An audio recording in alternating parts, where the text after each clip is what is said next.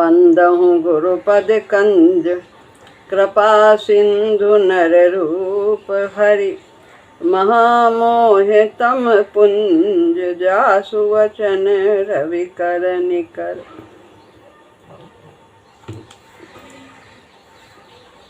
श्री राम। आध्यात्मिक साधन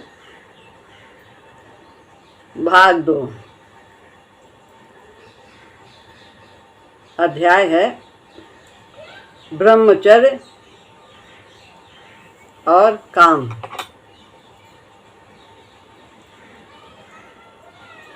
तो ब्रह्मचर्य की महिमा का गान मुक्त कंठ से अनेकों के द्वारा किया गया है। बहुत ही ज़्यादा इसकी चर्चा और आवश्यकता बताई जाती है आरोह पथ में। इंद्रिय संयम में सबसे अधिक कठिनाई पैदा करने वाली समस्या ब्रह्मचर्य ही की है, जिसमें इंद्रिय संयम होता है। तो जो आरोह का पथ है ज्ञान मार्ग, उसमें इंद्रिय संयम की बहुत अधिक प्रधानता रहती है। इंद्रियों का संयम जो है आँख कान नाक जितनी भी हमारी ये ज्ञान इंद्रिय हैं और कर्म इंद्रिय हैं, इन सबको संयम करना बहुत आवश्यक होता है आरोह पथ में। जिस पथ का हम अवलंबन लेते हैं उसमें ब्रह्मचर्य का कितना महत्व है और इस समस्या को किस प्रकार से हल किया जाता है वो महाराज जी बताएंगे। जिस पथ पर हम चलते हैं, हम कौन से पथ पर चलते हैं? हम अवरोह पथ पर चलते हैं, भक्ति मार्ग पर चलते हैं। लेकिन ज़्यादातर जो ज्ञान मार्गी हैं वो ब्रह्मचर्य यानी इंद्रिय संयम को बहुत अधिक महत्वपूर्ण बताते हैं। ब्रह्मचर्य शब्द का यौगिक अर्थ तो ब्रह्मानुकूल, वेदाध्ययन के अनुकूल जीवनचर्या है।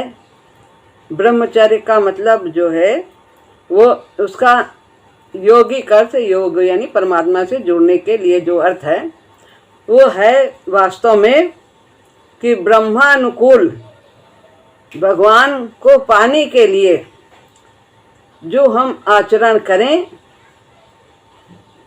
वह ब्रह्मचर्य।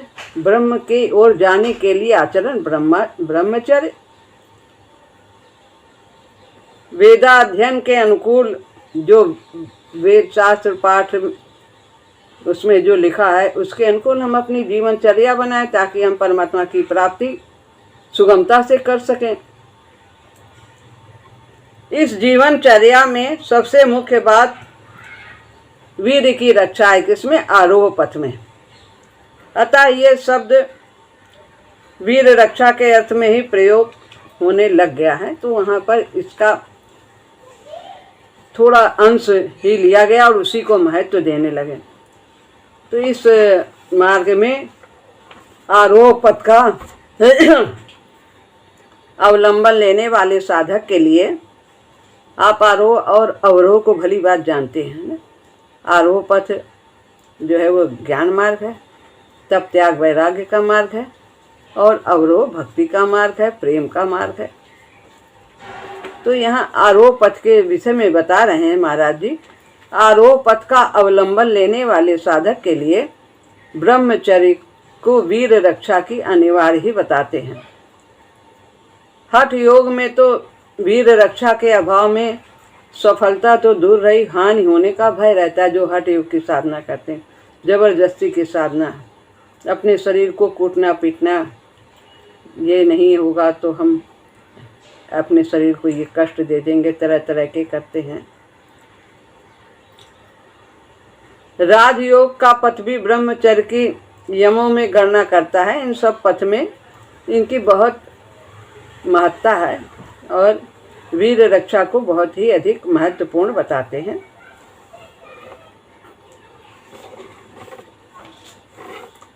और ये तो है सब आरोह पथ की बातें।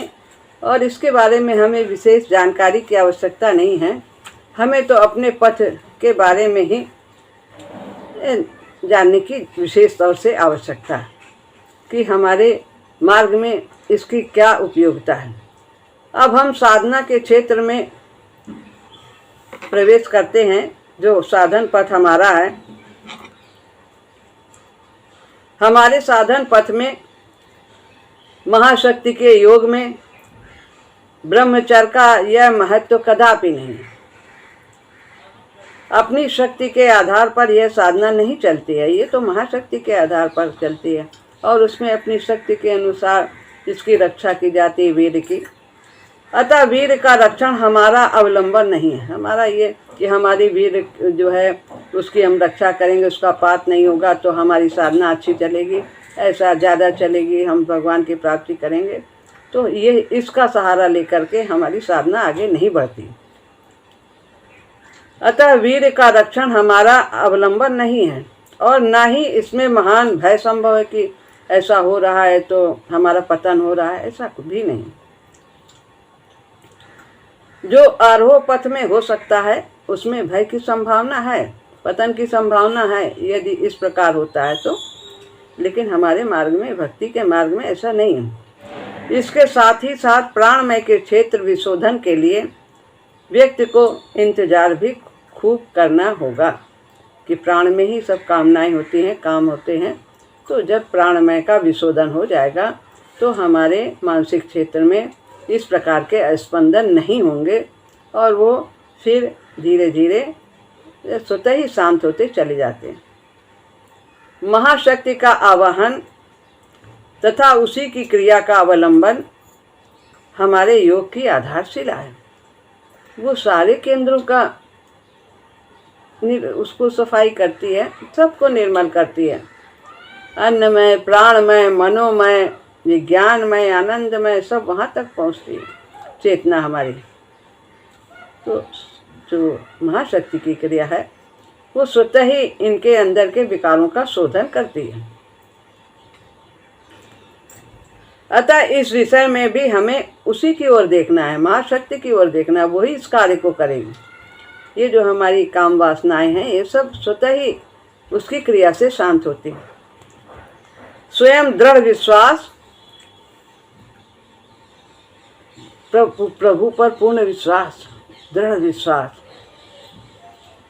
स्वयं दृढ़ विश्वास पूर्ण साक्षी बनकर माता की सतत चलने वाली क्रिया को देखना होगा। हो सके तो बाधा को आगे से हटा देना होगा। जो बाधा आती है कि हमें ऐसा आहार करना है, ऐसा इस तरह से रहना है और संयमी जीवन बिताना है, सबसे दूर रहना है, कामिनी कंचन से दूर रहना है, तो ये सब जो हम जिन्हें बाधा समझते हैं ऐसा हमारे मार्ग में नहीं है और अवरोह के पथ पे। महाशक्ति की क्रिया क्रमानुसार मनोमय में प्रविष्ट कर जाएगी और मन का शोधन आरंभ होगा। मन का शोधन होने लगेगा। इसके अंदर जो मन में ही तो विकार हैं, पहले तो मन के ही विकार को शांत करेगी महाशक्ति और विकारों के साथ ही साथ काम पर भी चोट लगेगी। मन के विकार क्या हैं? ये काम, क्रोध, लोभ, मोह, अहंकार, राग, द्वेष, ये जो हमारी कामनाएं हैं, जो इच्छाएं हैं, वो काम का सूक्ष्म रूप है और जो हमारे इस प्रकार के संभोग की इच्छा होती है ये स्थूल रूप है। तो ये दोनों सब पर वो चोट करती है महाशक्ति की क्रिया और इसे इनका विशोधन कर देती है, शुद्ध कर देती है, निर्मल कर देती है, सभी विकारों को शांत कर देती है। तो मनोमय के क्षेत्र में उतरेगी और यहीं से उसकी क्रिया आरंभ हो जाएगा। संभव है कि वह एक ही आघात से शांत ना हो पाए। जरूरी नहीं है कि एक बार क्रिया की उसका शांत हो जाए, नहीं, धीरे धीरे धीरे धीरे ये सब शांत होते चले जाएंगे। ऐसा होगा अथवा नहीं ये साधक की आंतरिक स्थिति पर निर्भर है। जैसे तुलसीदास जी में कितनी ये भावना थी और एक बार में ही जो उनकी पत्नी ने कहा कि अस्थि चर्म मम देह तामे ऐसी प्रीत तैसी जो श्री राम में होत न तव भवभीत। मेरे हाड़ मांस के शरीर में इतना तुम्हें आसक्ति है इतनी, तो ऐसी यदि भगवान श्री राम के चरणों में हो जाए तो भवसागर से पार हो जाओगे। तो एक शब्द इतनी जो दो पंक्ति कहीं, इसी में उनके अंदर के सारा विकार निकल गया, काम वासना का भाव, और प्रभु में ऐसे लगे कि अमर हो गए। कितने लोगों का कल्याण किया। अभी जब तक सृष्टि है लोग इनके शास्त्र को पढ़ करके अपना कल्याण करते रहेंगे। ये ऐसा होगा अथवा नहीं कि एक ही बार में शांत हो जाए। ये साधक की आंतरिक स्थिति पर निर्भर है कि वो कितना साधना में आगे है, कितनी गहराई में उसके विकार हैं। तो ये उसकी आंतरिक स्थिति पर निर्भर है।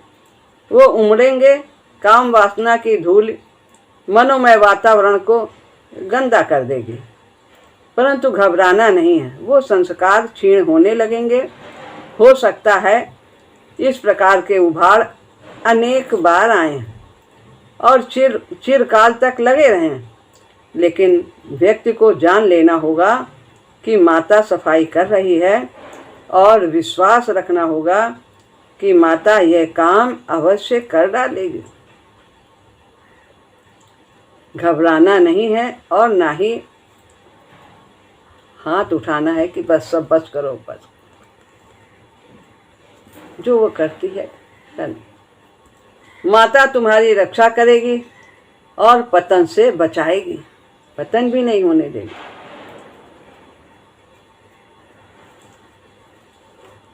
तो इस प्रकार मनोमय में काफ़ी शुद्ध हो जाने पर, पहले विचार ही शुद्ध होते हैं फिर बाद में आचरण शुद्ध होता है। तो मनोमय के काफ़ी शुद्ध हो जाने पर प्राण का उत्तेजन और शुक्र ग्रंथियों का पूर्वले वेग से शुक्र निर्माण में लगा रहना स्वाभाविक है। इस अवस्था में व्यक्ति स्पष्ट प्रतीत करेगा कि वीर्य का मन के साथ अटूट संबंध नहीं है। वीर्य बिल्कुल जैविक जगत की प्राणमय क्रिया है। इसी विशुद्ध रूप में वह वनस्पति और पशुओं में पाई जाती है। इस प्रकार ये इसमें बताया है। इस प्रकार से प्राणमय की शुद्धि व्यक्ति को काम के फंदे से पूर्णतया मुक्त कर देगी। वीर रक्षा बिना प्रयत्न स्वभावता होगा। उसके लिए प्रयत्न की आवश्यकता बिल्कुल न रहेगी कि हमारा ये पतन न हो, तो स्वतः ही महाशक्ति की क्रिया से उसकी रक्षा होगी। इसकी पूर्ति का समय, साधन की रफ्तार, प्राणमय कोश की वर्तमान अवस्था तथा विशेषकर काम शक्ति की भूतपूर्व उत्तेजना पर निर्भर है कि यह काम कितने दिन में होगा। यह सहज ब्रह्मचर्य की अवस्था है, बलात् नहीं है कि अंदर विचार हैं, विकार हैं, लेकिन ऊपर से दबाया। जैसे अनेक ब्रह्म कुमारी ऐसे बन जाते हैं और बाद में उन लोगों का पतन भी होता है, देखा गया है। तो ज्ञान मार्ग में ऐसा बहुत कुछ संभव है, लेकिन जो ये सहज अवस्था प्राप्त होती है महाशक्ति की क्रिया के द्वारा, इसमें पतन की संभावना नहीं होती। ये सहज ब्रह्मचर्य की अवस्था है और विचित्र सौम्यता है इसमें, अलौकिक निर्भयता है। निर्भय हो जाता है, कहीं भी विचरण करता है साधक, फिसलने का भय नहीं रहता और पूर्ण स्वच्छंदता है। सौम्य भी रहेगा। जैसे बाहर से दबाव हो रोकने का, जबरदस्ती का, तो वो चेहरे में सौम्यता नहीं रहती है, सौम्य भाव नहीं रहता। चेहरा उखड़ा उखड़ा, रूखा रूखा और बहुत सी सिलवटों वाला होता है, सौम्यता नहीं रहती। लेकिन इसमें जो भक्ति मार्ग महाशक्ति की क्रिया करती है, सौम्य चेहरा, कोई भी तनाव नहीं। इसमें दबाव का नाम नहीं और न ही किसी प्रकार के संयम का चिन्ह नहीं है। बाह्य आचार पर, तप पर, नियम पर यह निर्भर नहीं है कि हम इस प्रकार तप करेंगे, तपस्या करेंगे, इस प्रकार खाना पीना इस तरह का हमारा होगा, वस्त्र इस तरह के होंगे, रहना होगा आश्रम में, घर छोड़ के रहना होगा, इन सब पर वो निर्भर नहीं। ये तो घर गृहस्थी में रहते हुए स्वाभाविक हो जाता है। जो प्रभु पर निर्भर होता है, महाशक्ति माँ पर निर्भर होता है, उनका सुमिरन करते हैं, उनकी सेवा करते हैं, उनके प्रति समर्पित रहते हैं, अभिप्सा होती है, ग्रहणशीलता होती है, ये सब स्वतः ही साधक को महाशक्ति के करीब ले आता है और महाशक्ति अपनी क्रिया वेगपूर्ण ढंग से करने लगती है। यह स्पष्ट ही है कि हमारे योग में ब्रह्मचर्य स्वयं प्राप्त होने वाली स्थिति है। इसके लिए विशेष करके कोई प्रयत्न करना न होगा। ऊपर हमने देखा कि किस क्रम से इस स्थिति की प्राप्त होती है। अब हमें ये देखना है कि साधक को करना क्या है, क्या करना चाहिए। जो हमारे मार्ग में है, भक्ति के मार्ग में हम लोग, तो उसमें साधक क्या करे, इस विषय में उसका व्यवहार अपने से कैसा रहे, किस प्रकार से करे। गृहस्थों के सामने ब्रह्मचर्य न केवल आंतरिक समस्या है, यह एक बाह्य समस्या भी है। आर्थिक स्थिति, बहुत छोटे से घर हैं, रहने का जगह बहुत कम है, तथा बच्चों को पैदा करने वाली अर्थात अपनी पत्नी के स्वास्थ्य का विचार आवश्यक है। इन दोनों को ध्यान में रखते हुए तथा अपनी आंतरिक काम संबंधी स्थिति का विचार कर अपने पथ का निर्णय स्वयं करना होगा। साधक की आंतरिक स्थिति सतत परिवर्तनशील है, बदलता रहता है, उसके विचार बदलते रहते हैं, विकारों का शोधन भी होता रहता है, किस समय कैसे विचार हैं ये सब उसमें बदलते रहते हैं। इसलिए सदैव सजग रहना होगा और अपने को बदलने के लिए तैयार भी रहना होगा कि नहीं हम ऐसे ही हैं तो ऐसे ही रहेंगे, नहीं, विकास की ओर बढ़ना। जिन व्यक्तियों ने अभी गृहस्थ में प्रवेश नहीं किया है, उनमें एक अवस्था में आकर शुक्र क्षरण होने लगे तो इसके लिए चिंता करनी व्यर्थ ही नहीं, हानिकारक भी है कि हाँ क्या होगा, मेरा ऐसा हो रहा है, पतन हो रहा है वीर्य का, तो क्या करें। और इस तरह वो चिंतित होने लगता है, तो कहते चिंता नहीं करनी चाहिए, ये चिंता करना हानिकारक है। महाराज जी कहते हैं उतना क्षय वीर श्राव के कारण नहीं होता जितना कि चिंता के कारण होता है। अपने जीवन को यथासंभव नियमित करना होगा, केवल यही बात है। महाराज जी कहते हैं अपने जीवन को, खान पान को, रहन सहन को, बात बर्ताव को, प्रत्येक स्थिति को नियमित करना केवल मात्र आवश्यक बात है। एक नियम हो, इस प्रकार हमें नियम से कार्य को करना है। प्रायः युवक इससे त्रस्त होकर डॉक्टर तथा वैद्यों के हाथ पड़कर अपने स्वास्थ्य को दवाइयाँ खाकर बर्बाद कर देते हैं। महाराज जी ने सब कुछ लिखा। अपनी दृष्टि को इस स्तर से जितना ऊंचा रखा जाए उतना ही अच्छा है। इधर हमें ज़्यादा ध्यान नहीं देने की ज़रूरत है। जितना इधर हम सोचेंगे विचारेंगे उतना ही इस प्रकार से पतन होगा। ऐसे साधक को अपनी शक्ति को साधना के क्षेत्र में प्रवृत्त करने का यत्न करना चाहिए। क्या करना चाहिए? मन हमारा ऐसा है तो हमें अपने को भगवान में लगाना चाहिए, भगवत चिंतन में लगाएं, सत्शास्त्र का अध्ययन करें, मनन करें, नाम जप करें, अच्छी अच्छी बातें सुने। तो ये सब हमारा जब जैसे करेंगे संग, चाहे शास्त्र का करें चाहे व्यक्ति का करें, वैसा ही हमारा मन होता चला जाता है। तो हम इस प्रकार के साहित्य का अध्ययन करें, सत्य का संग करें। तो ऐसे साधक को अपनी शक्ति को साधना के क्षेत्र में प्रवृत्त करने का यत्न करना चाहिए। जब शक्ति क्रिया आरंभ करेगी प्राण में, तो शुक्र चरण स्वतः शांत होने लग जाएगा, वीर्य स्थिर होगा और व्यक्ति इस क्षेत्र में पूर्णतया इस भय से वर्जित हो जाएगा। फिर उसे इस बात का भय नहीं रहेगा। महाशक्ति की क्रिया प्राणमय का शोधन कर देगी। प्राणमय ही में काम विकार होते हैं, परंतु केवल मात्र शक्ति की क्रिया को यथा योग्य तीव्र करने का ही है। तो जो उसकी क्रिया है उसमें हमें स्वच्छंदता उसे देनी होगी, उसमें बाधा नहीं पहुंचानी है। यथा योग तीव्र करने का है। तीव्र कैसे होगा? साधना के क्षेत्र में प्रवृत्त होने से होगा।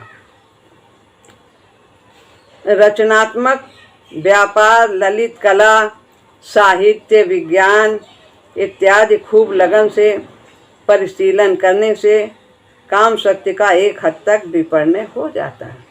साहित्य में मन लगाएं, कला में लगाएं, बिजनेस में, व्यापार में, विज्ञान आदि ये सब क्षेत्र हैं। तो खाली मन शैतान का होता है। इस तरह अपने मन को साधना में भी लगाएं और इस क्षेत्र में भी लगाएं तो हमारा ध्यान बढ़ जाता है। भोजन का उपस्थेंद्रिय के साथ विशेष संबंध है। बताया था पहले भी कि हमारी प्रत्येक ज्ञानेंद्रिय का किसी न किसी कर्मेंद्रिय से घनिष्ठ संबंध है। तो जैसे कि आँख ज्ञानेंद्रिय है और इसका संबंध पैर कर्मेंद्रिय है, इससे है। पैर में आप रगड़िए तो आँख में उसका असर होता है, ज्योति बढ़ती है। और कान हमारी ज्ञानेंद्रिय है, इसका वाणी कान जो है वो ज्ञानेंद्रिय है और इसका वाणी से जो कर्मेंद्रिय है उससे संबंध है। जो जिसको सुनना नहीं आता, सुन नहीं सकता, वो बोल भी नहीं सकता, इसका संबंध है। और त्वचा का हाथ से संबंध है घनिष्ठ। त्वचा है तो उसको हाथ ही स्पर्श करता, हाथ उसको छूता है, ठंडा गरम कैसा है, क्या है, कोमल है। और नाक, ये भी हमारी ज्ञानेंद्रिय, इसका गुदा द्वार से संबंध है। गंध निकलती है, हवा सांस नाक से लेते हैं, गंध निकलती है वहाँ गुदा द्वार से। इसी तरह जो हमारी जिह्वा है, जिससे हम रस लेते हैं, स्वाद लेते हैं, उसका उपस्थेंद्रिय से संबंध है, मूत्र द्वार से संबंध। तो ये यदि हमने भोजन को कंट्रोल कर लिया, जिह्वा के रस का आनंद हमने थोड़ा धीमा कर दिया कि जिह्वा के रसी में हम मग्न रहे, अब आज ये पकवान चाहिए, वो चाहिए, क्या चाहिए, खाने में ही दिमाग लगाया, तो फिर ये इंद्रिय इसमें क्रिया ज़्यादा होती है, स्पंदन ज़्यादा होते हैं। पर यदि हमने ज़बान को कंट्रोल कर लिया है, जो संयमित भोजन करते हैं, ज़्यादा खटाई, मिर्च आदि, गरम, इन सब का हम जो रजोगुण से युक्त हैं उसको हम नहीं ग्रहण करते, तमोगुण, रजोगुण, सात्विक भोजन ग्रहण करते, तो हमारी इस प्रकार उपस्थेंद्रिय ये शांत होती जाती है। और उचित मात्रा के द्वारा एक विशेष सीमा तक संयम प्राप्त किया जा सकता है। परंतु साधकों को अपने रास्ते से बेरास्ता होकर इन अवलंबनों को लेने का प्रयत्न नहीं करना चाहिए। ये जो बताया है, ये जबरदस्ती का, ये कि सब इनको खाने को ना दो, जिह्वा को रस स्वाद ना दो, तो सब शाम कीन के सब एक साथ में मिला के खा लो, कुछ पता न लगे मीठा खाया, खट्टा खाया, क्या खाया। तो इसके लिए ऐसा हमें करने की आवश्यकता नहीं है।